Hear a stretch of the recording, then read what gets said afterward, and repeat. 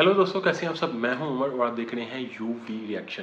तो दोस्तों आज आपका भी फिर से हाजिर हो गया है एक नई फ्रेश ताज़ा वीडियो के साथ। तो आज की वीडियो जो है वो एक कंपैरिजन होने वाला है इंडिया के दो सबसे बड़े बिजनेसमैन्स का, जिसमें एक है हमारे रतन टाटा और दूसरे हैं मुकेश अंबानी। तो इस वीडियो को जो है वो लिया जा रहा है हमारे फैक्ट्स विद ओके के साथ, और वीडियो का टाइटल होने वाला है Ratan Tata versus Mukesh Ambani, who is rich, Ambani and Tata. तो चलें देखते हैं कि आज की इस वीडियो के अंदर हमें क्या फैक्ट्स और फिगर्स बताए जाते हैं कि दोनों के बारे में क्या चीज़ें शेयर की जाएंगी, और दोनों का लाइफस्टाइल आई थिंक शेयर किया जाएगा, दोनों की नेटवर्थ जो सी है वो शेयर की जाएगी।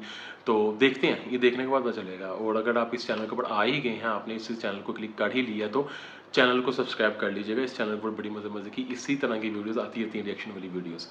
तो चलें, let's come to the video और let's start. Welcome back to facts with okay. दोस्तों आज की वीडियो में हमारे देश के दो दिग्गज बिजनेसमैन की बात करते हैं, मुकेश अंबानी और रतन टाटा। अमीरी के चर्चों से शायद ही कोई बचा होगा। एक तरफ मुकेश अंबानी ने हाल ही में अपने बेटे की शादी पर किए 5,000 करोड़ रुपए खर्च, वहीं दूसरी ओर रतन टाटा जो से हैं वो तो आई होप सो कि ये एक वीक हुआ है शायद अभी कि वो दुनिया से गुजर भी गए हैं, कि इस दुनिया से चले गए हैं। तो उसके बाद जो है मैं ये वीडियो रिकॉर्ड कर रहा हूँ।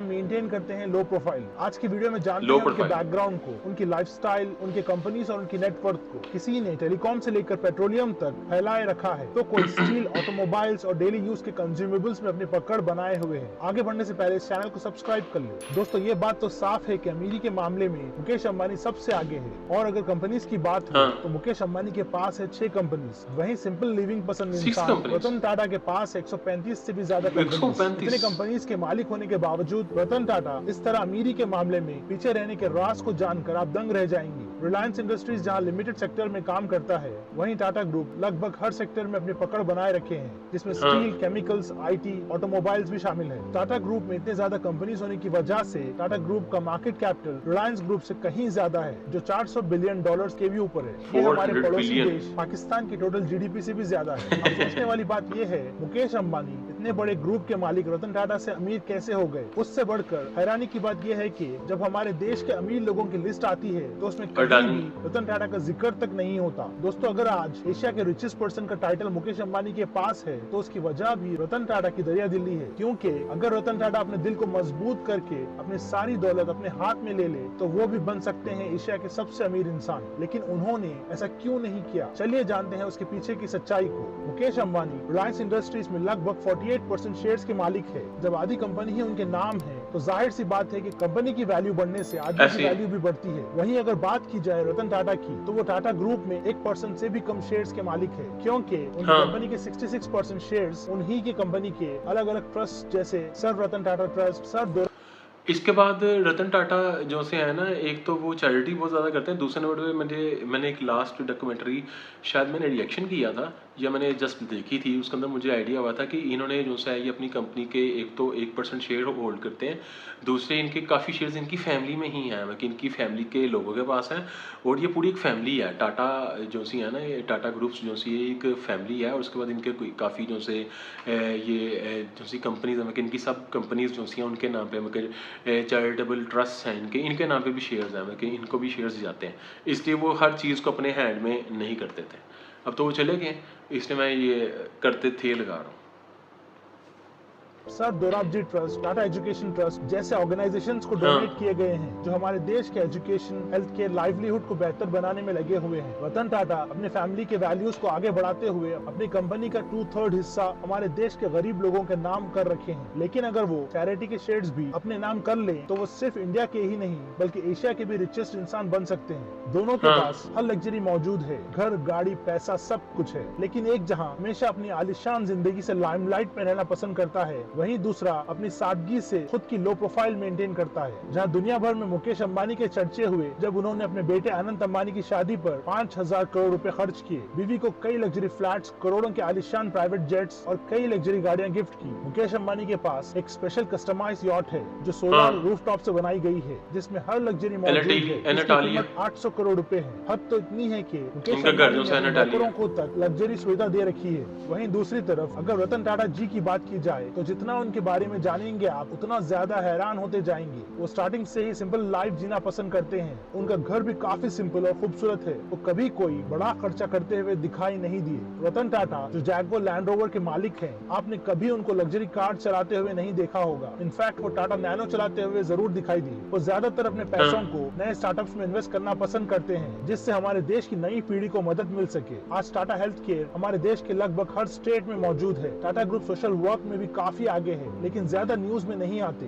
वहीं मुकेश अंबानी अगर किसी पार्टी में भी मौजूद हो तो वो भी न्यूज के हेडलाइंस बन जाती है। और दूसरी ओर सोशल वर्क में आगे रतन टाटा की समाज सेवा सामने नहीं आती, क्योंकि वो खुद काम को छुपा कर करना पसंद करते हैं। अगर देखा जाए तो दोनों की एक बात कॉमन है, दोनों ही सिल्वर स्पून लेकर पैदा हुए थे। मतलब दोनों को ही शुरू से एक बिजनेस मिल चुका था। दोनों के कंधों पर एक जिम्मेदारी थी, वो कैसे इस बिजनेस को और बड़ा बनाए। अगर शुरुआत की बात की जाए तो टाटा ग्रुप की टेक्सटाइल कंपनी की शुरुआत 21,000 रुपए से की गई थी। इसका नेटवर्थ आज 5 लाख करोड़ रुपए हो गया है। 1839 में जमशेदजी टाटा का स्ट्रगल बचपन में ही मुंबई से शुरू हो गया था। उन पर परिवार की जिम्मेदारी जल्द ही आ गई थी। उन्होंने अपनी सारी जमा पूंजी जोड़कर 21,000 रुपए के साथ टेक्सटाइल बिजनेस में एंट्री की थी और कुछ ही दिन में उन्होंने नागपुर में अपनी पहली टेक्सटाइल मिल शुरू कर दी, जिसमें उन्हें काफी प्रॉफिट हुआ। फिर उन्होंने ऐसे ही और 3 प्रोजेक्ट शुरू करने का फैसला किया, जिसका फायदा पूरे देश को होने वाला था, जिससे देश में कई जॉब्स क्रिएट होने वाले थे। लेकिन उससे पहले ही उनकी डेथ हो गई और उनके सपने को उनके बेटे दोराबजी टाटा ने आगे बढ़ाया। जमशेदजी टाटा का मानना था कि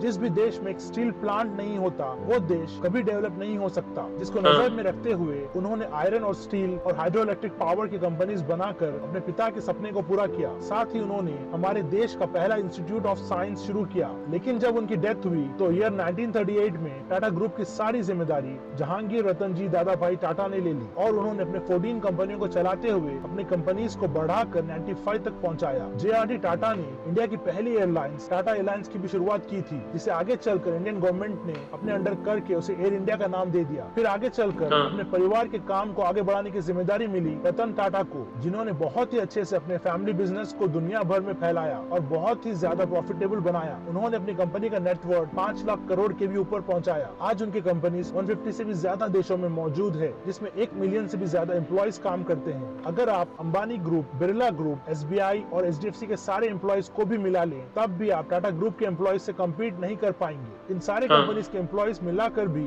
1 मिलियन नहीं होते। इतना सब होने के बावजूद जब फोर्ब्स की लिस्ट आती है, richest man of India, richest man of Asia या richest man of the world, कहीं पर भी रतन टाटा का जिक्र भी नहीं होता। उसकी वजह है टाटा ग्रुप में सिर्फ 0.83% शेयर्स ही रतन टाटा ने अपने पास रखे हैं। बाकी सब अपनी चैरिटी फाउंडेशंस को डोनेट कर डाला। आज भले ही वेल्थ के मामले में अंबानी या कोई और रतन टाटा से मुकाबला कर सकता है, लेकिन दरिया दिली के मामले में मुकेश अंबानी पूरी दुनिया का कोई भी बिलियनर रतन टाटा से मुकाबला नहीं कर सकता। वहीं अगर मुकेश अंबानी की बात की जाए तो उनके 16,000 करोड़ के शानदार घर इंटेलिया में जितना एरिया है, उतने एरिया की बिल्डिंग्स में मुंबई की आधी आबादी रहती है। उसमें 6 फ्लोर्स तो सिर्फ कार पार्किंग के हैं। लेकिन अंबानी की जिंदगी स्टार्टिंग से ऐसी नहीं थी। धीरूभाई अंबानी ने इस नाम को कमाने के लिए बहुत मेहनत की है। वो यमन में नौकरी करने जब गए तो वहाँ उन्होंने अपनी कमाई जोड़ी और फिर मुंबई में वापस एक शॉल में रहने आ गए। काफी अप्स एंड डाउन्स के बाद धीरूभाई अंबानी ने रिलायंस कमर्शियल कॉर्पोरेशन की शुरुआत की और 1 लाख रुपए लगाकर मसालों के बिजनेस की शुरुआत की। लेकिन उन्हें धीरे धीरे ये पता लगने लगा था कि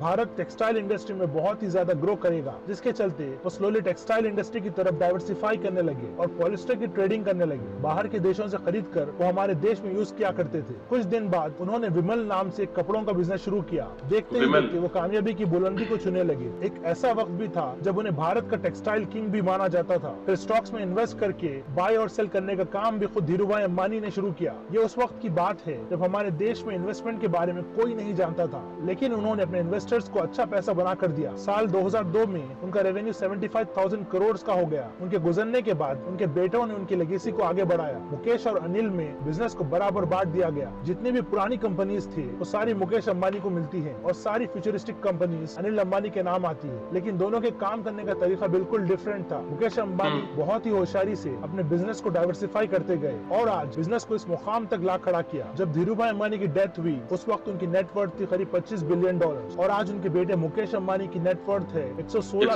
बिलियन। दोस्तों ये थी हमारे देश के 2 दिग्गज बिजनेसमैन की कहानी। आप खुद से जरूर एक सवाल करें, क्या पैसे से ही आदमी अमीर बनता है या फिर जिसके पास दिल बड़ा होता है, जरूरतमंदों की मदद करता है, वो एक्चुअल में ज्यादा अमीर होता है? आपको एक इंडियन के रूप में रतन टाटा या मुकेश अंबानी में कौन ज्यादा पसंद है, कमेंट्स में जरूर बताएं। और ऐसे ही इंटरेस्टिंग वीडियोस आप देख सकते हैं अपने एंड स्क्रीन पर। जाने से पहले काफ़ी इन्फॉर्मेटिव वीडियो थी और इसके अंदर बेसिकली उन्होंने हमें बताया कि रतन टाटा और जो है धीरू भाई अंबानी अंबानी ग्रुप और टाटा ग्रुप के बारे में। टाटा ग्रुप की अगर बात की जाए तो बड़ा डाइवर्सिफाई ग्रुप है और 100 से 100 से भी ज़्यादा कंपनीज़ हैं। और अगर जो है अंबानी की बात की जाए तो वो सिर्फ 6 कंपनीज है, पर उनकी नेटवर्थ बहुत ज़्यादा है, क्योंकि बेसिकली मसला ये है कि उन्होंने अपने शेयर जितने भी शेयर्स हैं उन्होंने अपने पास रखे हुए हैं और इसलिए जो है वो दुनिया के बल्कि एशिया के अमीर तरीन लोगों में, दुनिया के अमीर तरीन लोगों में आते हैं, फोर्ब्स में नाम आता है। जबकि रतन टाटा जो हैं उन्होंने अपने शेयर जो हैं वो अपनी कुछ चैरिटीज़ को दे दिए हुए हैं, खुद उन्होंने 0.8% जो शेयर हैं वो अपने पास रखे हुए हैं। और मुझे यहाँ तक मैंने भी इसके दरमियान में भी बात कर रहा था, रिएक्शन के दरमियान में बात कर रहा था कि मैंने एक डॉक्यूमेंट्री लास्ट पढ़ी थी जिसमें मुझे पता चला था कि रतन टाटा जो हैं वो सैलरी पे काम करते हैं। वो मतलब कि कंपनी ऐसे नहीं करते कि जितना प्रॉफिट वो अपने पास ले गए, वो सैलरी पे काम करते हैं। मुझे अभी इस चीज़ का पता नहीं है, अगर मैं गलत हूँ तो आप मुझे कमेंट्स के अंदर बता सकते हैं। बाकी आपके भाई का रिएक्शन था, आपको रिएक्शन कैसा लगा मुझे कमेंट बॉक्स के अंदर लाजमी बताइएगा। तो बड़ा मुलाकात होगी ऐसी किसी मजे की वीडियो के साथ, तब तक के लिए अपना बहुत ज़्यादा ख्याल रखें। Stay safe, keep smiling and खुदा हाफिज़।